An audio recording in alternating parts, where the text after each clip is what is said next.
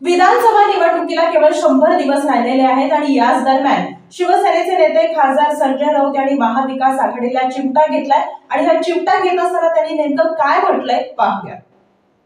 येणाऱ्या विधानसभेच्या निवडणुकीला केवळ 100 दिवस बाकी असताना शिवसेनेचे नेते खासदार संजय राऊत यांनी महाविकास आघाडीला चिमटा घेतलाय। महाविकास आघाडीच्या मुख्यमंत्रीपदाचा एकमेव चेहरा उद्धव ठाकरे आहेत।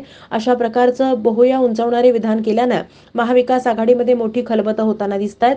संजय राऊत सातत्यानं राजकीय भूकंप करण्यामध्ये परिपक्व नेतृत्व मानले जात असून 2.5 वर्षांपूर्वी महाविकास आघाडीची सत्ता आणण्यामध्ये संजय राऊत यांचा सिंहाचा वाटा होता। येणाऱ्या काळात महाविकास आघाडीमध्ये शिवसेना उद्धव बाळासाहेब ठाकरे हा पक्ष आणि आपले नेते उद्धव ठाकरे हे मुख्यमंत्री कसे होतील याकडे संपूर्ण लक्ष आणि तशी यंत्रणा लावण्यामध्ये संजय राऊत यांचा हातखंडा असल्याचं दिसतंय।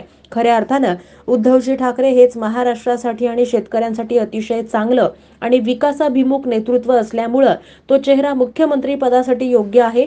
काँग्रेस आणि राष्ट्रवादीने शिवसेना उद्धव बाळासाहेब ठाकरे पक्षप्रमुख उद्धव साहेब ठाकरे यांच्या नेतृत्वाखाली येणाऱ्या विधानसभेच्या निवडणुका लढवल्यास प्रचंड मोठं यश या महाविकास आघाडीला मिळेल असं भाकीत संजय राऊत यांनी बोलताना केलंय।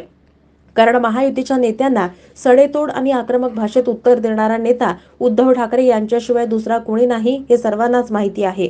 महायुतीच्या संपूर्ण नाड्या उद्धवसाहेब ठाकरे यांना माहिती असल्यानं त्यांच्याशिवाय कोणालाही महायुती आवरता येणार नाही हे वास्तव असून येणाऱ्या काळात महाविकास आघाडीच्या काँग्रेस आणि राष्ट्रवादी शरद पवार गटानं उद्धव साहेबांच्या हातात महाविकास आघाडीची सूत्र द्यावीत अशी मागणी शिवसैनिकांकडून केली जाते।